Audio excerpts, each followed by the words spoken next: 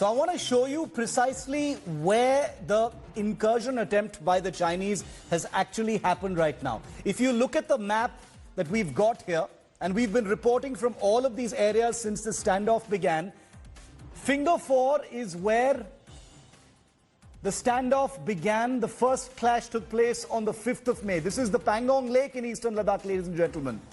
And the clash that took place on Saturday night, the night of August the 29th, the weekend that's just gone by, is the red circle you see. It's just about 13 to 14 kilometers south of the north bank of the Pangong Lake, where the standoff was actually sparked off. Now I'll show you some older maps of some of the camps that have been emerging on the south bank, south of the Pangong Lake, which have been a very, very stark reminder of the current hostile actions that we're actually seeing in that area. Take a look at this. These are images from as recently as the 22nd of August. Chinese road intrusions. The possible clash location is also marked in this particular area. You can see the Indian helipads and the Indian posts also marked on the left-hand side. The possible clash location is marked very clearly there. And remember, this is a flatland where there are motorable roads on both sides. So there is a good deal of access on both sides of this area. It's historically significant as well. And this is where the clash is likely to have taken place. Let's show you another picture now of this particular area where this clash has actually taken place. Helipads, this was the 19th of June. Once again, a closer, slightly more specific map of this particular area that shows you where the Indian posts are, where the helipads are, and the possible clash location. These are Google Earth images, and these are not very far, ironically, from where Indian and Chinese lieutenant generals have been holding their lieutenant general level talks since the 6th of June. Now, a slightly zoomed out image shows you the Pangong Lake, a chunk of it. The site where the circle you see is where the clash is likely to have taken place. And this is, of course, relative to the Finger 4 area and the other deployments in that area. Gaurav Sawant is live with me. I want to go straight across to him. Gaurav, what are you hearing about what happened on the night of August the 29th? The army says this was a preemptive action against an aggression by the Chinese.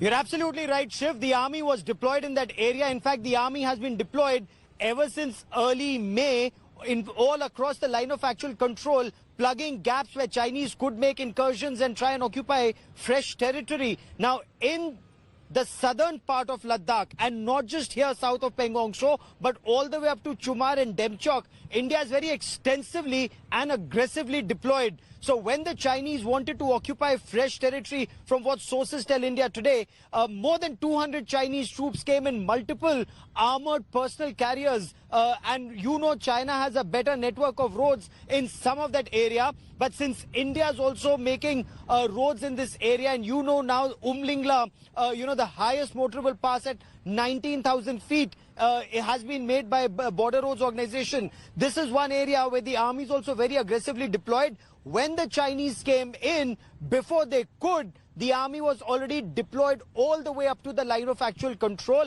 which is our perception of the LAC.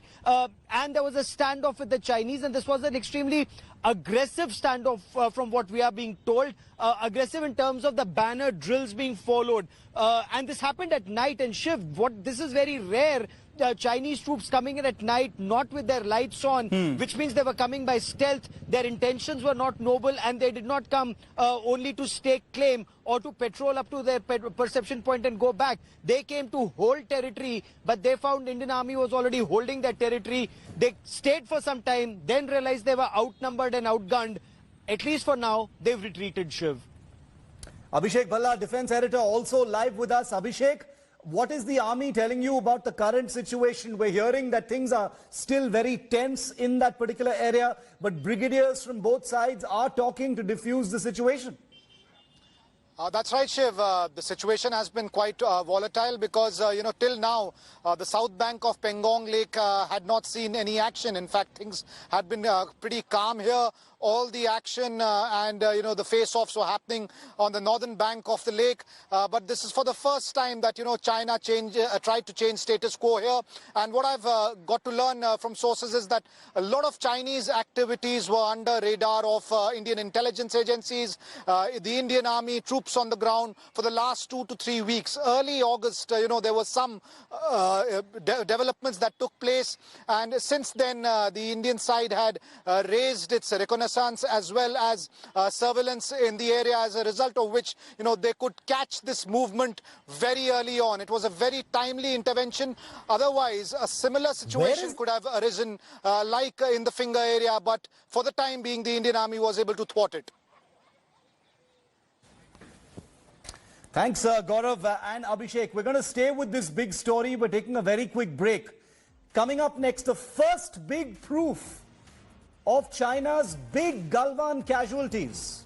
We're going to reveal that for you here on India Today. Coming up next. Hi everyone, Preeti Chaudhary here. Hope you like this video. For latest news and analysis, like and subscribe to the India Today YouTube channel. And don't forget to press the bell icon to stay updated. Thank you for watching.